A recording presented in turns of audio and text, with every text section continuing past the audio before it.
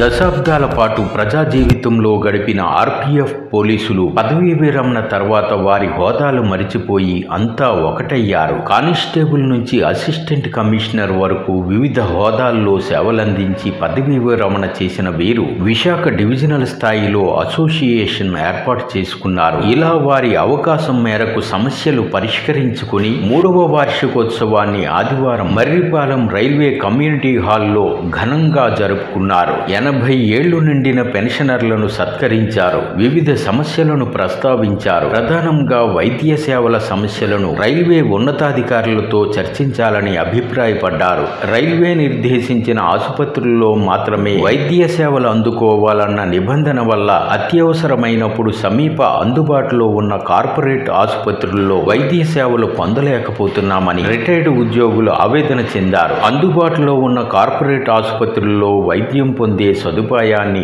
Railway శాఖ కల్పించాలని కోరారు. Retired circle inspector CH Ramakrishna అధ్యక్షతన జరిగిన వేడుకలో రిటైర్డ్ ఆర్పీఎఫ్ అసోసియేషన్ కు నూతన కార్యవర్గ ఎన్నిక జరిగింది. అధ్యక్షునిగా ఎంఎం రావు, కార్యదర్శిగా బుడ్డేపల్లి లక్ష్మణరావు, సహాయ కార్యదర్శిగా త్రినాథ్ మాజీ, సంయుక్త కార్యదర్శిగా పి శ్రీనివాసరావు, కోశాధికారిగా పాలవలస రామారావు, కార్యనిర్వాహక కార్యదర్శిగా పి లక్ష్మీపతి, వర్కింగ్ అధ్యక్షునిగా పి కోర్మారావు, ఏరియా కమిటీ ఎగ్జిక్యూటివ్ సభ్యులుగా డిఎం రావు, పిడి రావు, ఎం రఘుపతిరావు, పి చిరంజీవిరావు, ఎస్ అప్పారావు నియమితులయ్యారు.